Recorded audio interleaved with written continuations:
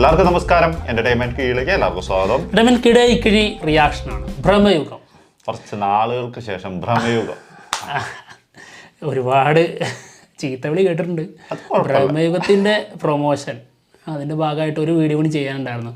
പറഞ്ഞു വാങ്ങിയ ക്യാഷിന് ഒരു വീഡിയോൻ്റെ ഓർമ്മയുണ്ടായിരുന്നു. അല്ല, പൈസ മേടിച്ചിട്ടുണ്ടെങ്കിൽ അതിനോട് നീതി കാണിക്കണം. കാണിക്കണം. അപ്പം എന്തായാലും OTT റിലീസ് ചെയ്തിട്ട് ആ നീതി കാണിക്കാന്ന് എഴുതിക്കൊണ്ടിരിക്കുക. അല്ല പിന്നെ അപ്പം എന്തായാലും ഭ്രമയുഗം സോണി ലൈവിൽ സ്ട്രീമിംഗ് തുടങ്ങിയിട്ടുണ്ട്. ശേഷം സോഷ്യൽ മീഡിയയിൽ പോറ്റി ഭരിച്ചുകൊണ്ടിരിക്കുകയാണ്. ഇന്നലെ മുതൽ സോഷ്യൽ മീഡിയ എവിടെ തുറന്നാലും ഭ്രമയുഗ സിനിമയിൽ മമ്മൂക്ക അവതരിപ്പിച്ച ആ കുറെ സീനുകൾ ഇങ്ങനെ എടുത്തു വെച്ചിട്ടാണ് ഓരോരുത്തരും അഭിപ്രായങ്ങൾ പറഞ്ഞുകൊണ്ടിരിക്കുകയാണ്. ഒരു രക്ഷ ഞെട്ടിക്കാന്നൊക്കെ പറഞ്ഞിട്ടുണ്ടെങ്കിൽ ഇതായിരുന്നു എൻ്റെ അമ്മു. അങ്ങനത്തെ ഒരു ക്യാരക്ടർ മമ്മൂക്ക ചെയ്തു എന്ന് പറഞ്ഞത് തന്നെയായിരുന്നു നമ്മുടെ ഉള്ളിലുള്ള ഒരു അത്ഭുതം എന്ന് പറഞ്ഞ സാധനം.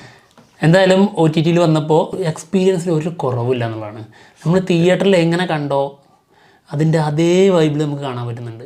പിന്നെ ഡോൾബി അറ്റ്മോസ് അതിൻ്റെ ആ ഒരു വൈബ് എന്തായാലും കിട്ടില്ല. പക്ഷേ എങ്കിലും നമുക്ക് ചില സിനിമകളുണ്ടല്ലോ തിയേറ്ററിൽ കണ്ടതിന് ശേഷം പിന്നെ OTT കാണുമ്പോൾ എന്ത് സിനിമയാണ് അങ്ങനെ തോന്നുന്നത്.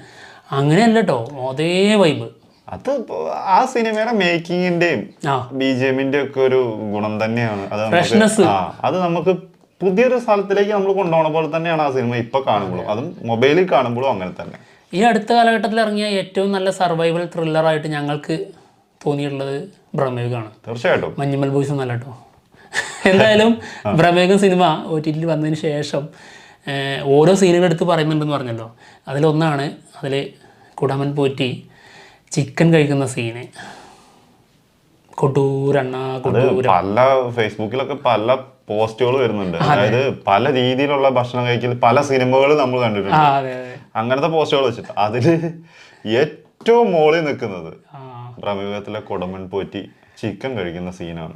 അമ്പോ, ശരിക്കും പറഞ്ഞു കഴിഞ്ഞാലേ അതില് പലയിടങ്ങളിലും ഞാൻ കണ്ടത് ജഗദീഷ് ചേട്ടന്റെ ചിക്കൻ കഴിപ്പുണ്ട്. അത് ഭയങ്കര രസമാണ്.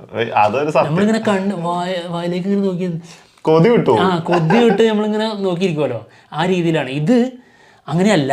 ഇതൊരു ഭീകരമായിട്ടുള്ള രീതിയിലുള്ള ഫുഡ് കഴിക്കല. അതെ, ശരിക്കും പറഞ്ഞു കഴിഞ്ഞാൽ ആ ക്യാരക്ടർ എന്താണെന്നുള്ളത് നമുക്ക് ആ സമയത്ത് അറിയില്ല.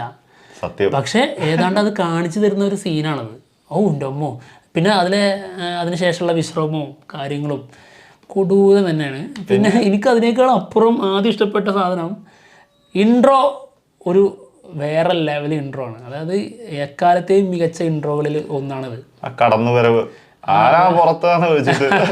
എന്നിട്ട് ഇരുന്നിട്ട് ഇങ്ങനെ നോക്കി നിൽക്കുമല്ലോ.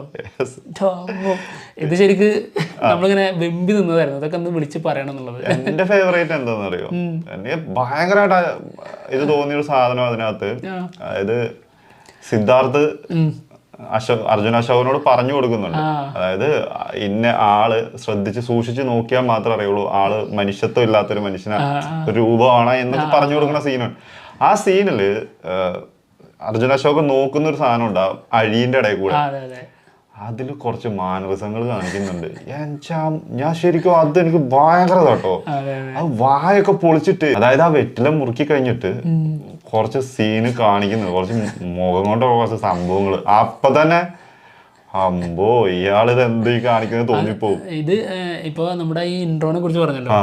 ഇൻട്രോയിലും ഇതേപോലെ വെറ്റില വായിലിട്ടിട്ട് മുറുക്കിയിട്ട് നോക്കി ഇങ്ങനെ നിൽക്കുന്നു. എന്നിട്ട് അതിന് ശേഷം ഇടുന്നൊരു മാനസുണ്ട്. അതിന്റെ വേറൊരു സാധനമാണ് അവിടെ ഇടുന്നത്. രണ്ടാ ഒരേ സംഭവം ചെയ്യുന്നത്. അതെ, ഇതെന്ന് പറഞ്ഞിട്ടുണ്ടെങ്കിൽ ആ മനക്കലെ ഒരു ആളാണ്, അവിടുത്തെ ഒരു പ്രമാണീനെ പോലെ അയാൾ വന്നിരിക്കുന്നു, അയാൾ മുറുക്കുന്നു, സാധാരണ ഒരു മുറുക്കി തുപ്പിക്കളയുന്നു, അങ്ങനത്തെ ഒരു സാധനം. പക്ഷെ ഇപ്പുറത്ത് നേരെ തിരിച്ചാണ്. അയാള് എന്താ പറയാ, കൊടൂരാണ്. അങ്ങനത്തെ എനിക്ക് വേറൊരു സീന് ഇഷ്ടപ്പെട്ട സീന് മറ്റൊന്നുണ്ട്. അതായത് ഫുഡൊക്കെ കൊടുത്തതിന് ശേഷം ആർത്തിയോടെ അത് അർജുന അശോകൻ കഴിക്കുന്നു. അപ്പോൾ ആള് ദൈവത്തിന് നന്ദി പറയുമ്പോൾ ആള് പെട്ടെന്ന് മുഖം മാറും. എന്നിട്ട് പറയുന്ന ആ ഡയലോഗ് ഡെലിവറിയും അവിടെ നിന്നുള്ള ആ ഒരു ടോട്ടൽ സംഭവം ഉണ്ടല്ലോ, നമുക്കത് എങ്ങനെ ഇട്ടുള്ളതെന്ന് നമുക്ക് അറിഞ്ഞൂടാ. അത് ആൾക്ക് തന്നെ അറിയുള്ളൂ. കാരണം അതുകൊണ്ടാണല്ലോ ആളെ മമ്മൂട്ടി എന്ന് വിളിക്കുന്നത്. അപ്പോൾ അങ്ങനെ ആ സാധനം എങ്ങനെ ഇട്ടുമെന്ന് നമ്മളിങ്ങനെ ആശ്ചര്യപ്പെട്ട് നിൽക്കുന്ന സമയത്ത് വീണ്ടും ഇങ്ങനെ തുടർച്ചയായിട്ട് ഓരോന്നും ഇങ്ങനെ ഇട്ടുകൊണ്ടിരിക്കും. ഇതൊക്കെ പോട്ടെ, ക്ലൈമാക്സിൽ ഒരു സാധനം തരുന്നുണ്ട്, ആ കത്തി കുത്തി കയറിയിട്ട് കത്തിയും കൊണ്ട് കുത്തി കയറിയിട്ട് കത്തി വലിച്ചൂരും. വലിച്ചൂരുന്ന സമയത്ത് തന്നെ ആള് കാണിക്കുന്ന കുറെ എക്സ്പ്രഷൻ ഉണ്ട്.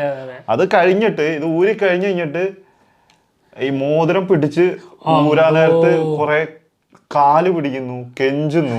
അതിനുശേഷം ആദ്യം പറയുന്നുണ്ട് നിനക്കത് അവകാശമില്ല എന്ന് പറയുന്നുണ്ട്, അതായത് ആ മോതിരം ഇടാനുള്ള അവകാശമില്ല എന്ന് പറയുന്നത്.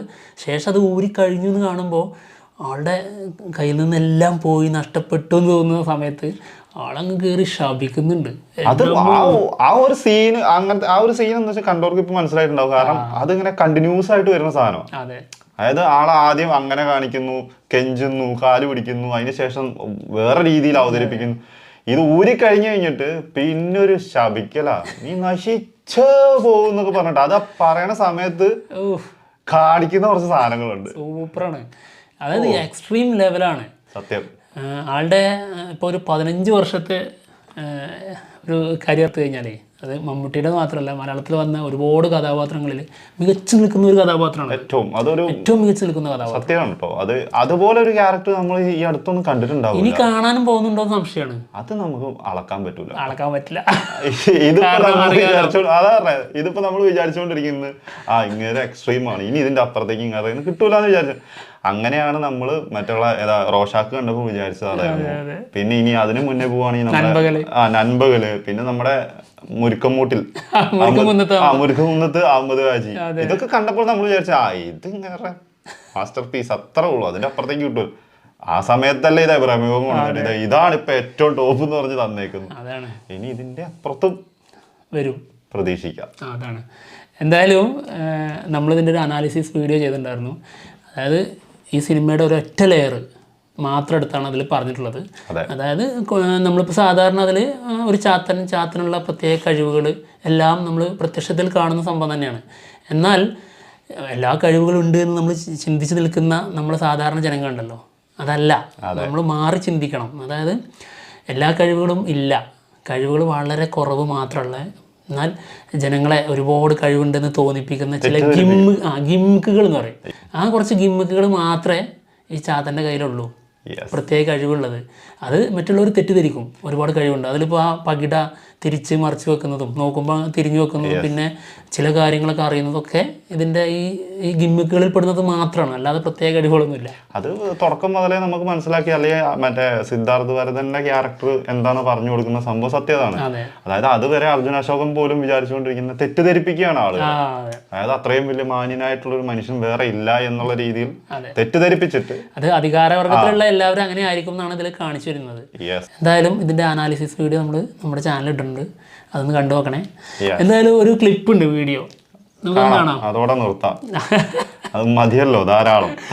ഓക്കെ, ഇതാണ് മച്ചാൻ പറഞ്ഞ സീന്.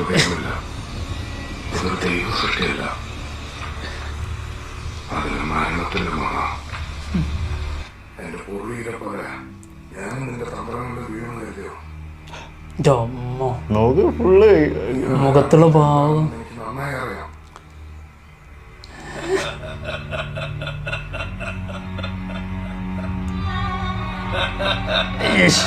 ക്രിസ്റ്റോന്റെ ഒരു BGM അവിടെ.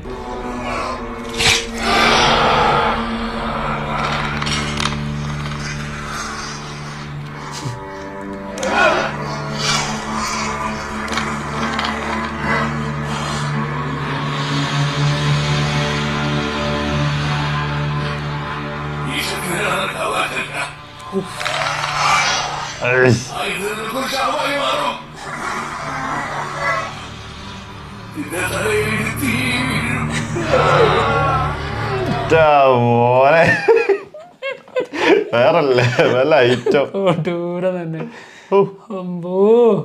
ഇപ്പതാ ഇത് ക്ലിപ്പ് കണ്ടാലും ഞെട്ടാണ്.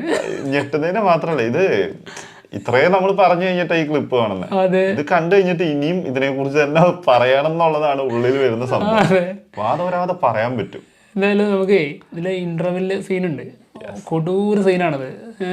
ഞാനിവിടുന്ന് പോട്ടെ, എനിക്കതിന് അനുവാദം തരണമെന്ന് പറയുമ്പോൾ അനുവാദം ഇങ്ങനെ ചോദിച്ചാൽ പോരാ, താഴ്മയായി അപേക്ഷിക്കണം എന്ന് പറയുന്നത്. അപ്പോൾ അപേക്ഷിക്കുമ്പോൾ ആൾ കൊടുക്കുന്നൊരു മറുപടി ഉണ്ട്. ഓ എൻ്റെ കാണാം. ഇങ്ങനെ ചോദിച്ചാൽ പോരാ, താഴ്മയായി ചോദിക്കണം.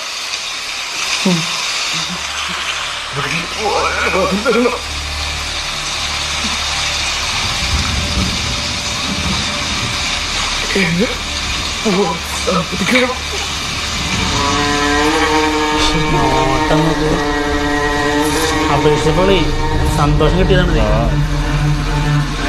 തനിക്ക് പോകാൻ അനുവാദമില്ല.